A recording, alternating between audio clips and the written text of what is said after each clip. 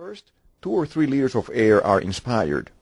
The glottis closes with the vocal cords shut tightly. Then the abdominal muscles, including the rectus and obliques, and the intercostals, contract. The abdominal contents push a relaxed diaphragm towards the thoracic cavity. Consequently, the pressure in the lungs increases. The vocal cords open suddenly and widely, and the pressurized air literally explodes outward.